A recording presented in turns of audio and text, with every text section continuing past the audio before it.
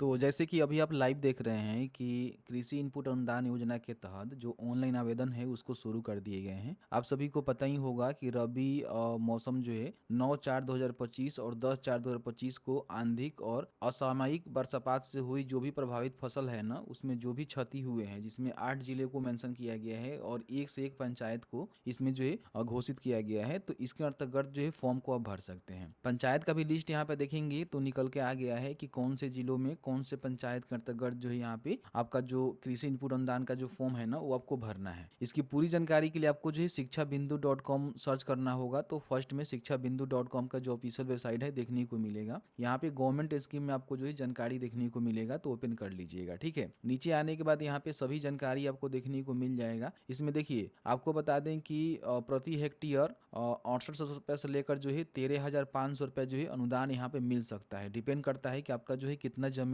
कितना जो है फसल यहाँ पे नुकसान हुआ है, उसी के हिसाब से आपको पैसे यहाँ पे दिए जाते हैं। ठीक है, बाकी यहाँ पे नीचे आएंगे तो और भी आपको जानकारी देखने को मिल जाएगा कि वर्षाश्रित असिंचित फसल क्षेत्र के लिए 8500 रुपये जो है प्रति हेक्टेयर के हिसाब से आपको बेनिफिट मिल सकता है।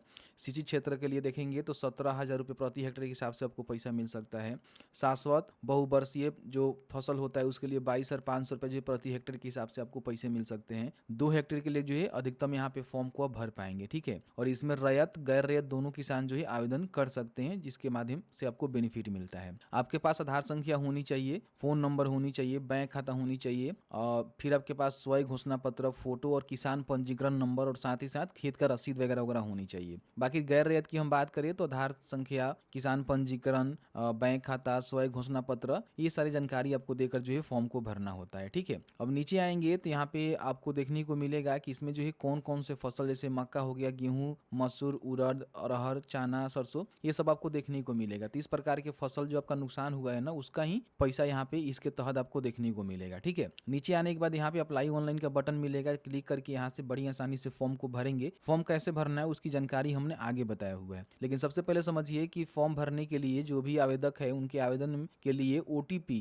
जो भी उनका पंजीकृत मोबाइल नंबर है ना उस पर भेजा जाएगा। उसके माध्यम से ही उनको ऑथेंटिकेशन करके जो है फॉर्म को भरना है। आवेदन प्राप्ति तिथि 15 मई से है, यानी कि आपका जो आवेदन है, सॉरी 15 मई नहीं, 5 मई से आपका जो है आवेदन शुरू किया गया है। आवेदन सबमिट होने के बाद यदि आवेदन में कोई भी त्रुटि हो तो त्रुटि का बदलाव 48 घंटों के अंदर आप कर लें, अन्यथा आवेदन उसी समय रूप में 48 घंटे के बाद संबंधित कृषि समन्वय को जांच के लिए अग्रेसित कर दिया जाएगा। तो फिर उसमें करेक्शन आप नहीं कर सकते हैं। ठीक है, तो अगर आपने फॉर्म को भरा हुआ है तो 48 घंटे के अंदर कोई गलती किया हुआ है तो उसको आप सुधार कर लें। ठीक है, बाकी यह योजना जो है एकदम 2 हेक्टेयर यानी कि 494 डेसिमल के लिए ही फॉर्म आप भर सकते हैं। इसमें किसान का परिवार जैसे पति पत्नी, ठीक है, या फिर जो आवश्यक बच्चे होते हैं यानी कि जो एडल्ट बच्चे होते हैं वो यहाँ पे फॉर्म को भर सकते हैं। मतलब कि परिवार में कोई एक ही व्यक्ति यहाँ पे फॉर्म को भरेगा। आवेदन करने जा रहे हैं तो सबसे पहले जो है पुनः जांच कर ले कि आपके पास सारे डॉक्यूमेंट है कि नहीं है, और जो भी जानकारी है अपने रखा हुआ है तभी जो है फॉर्म भरने जाए। ठीक है, एक पंजीकरण से आवेदक जैसे कि फसल, पान, गेहूं, रबी दलहन, रबी तेलहन, मक्का, सब्जी, केला के लिए क्षति का लाभ ले सकते हैं। किसान का प्रकार जो है स्वयं भूमिधारी होने की स्थिति में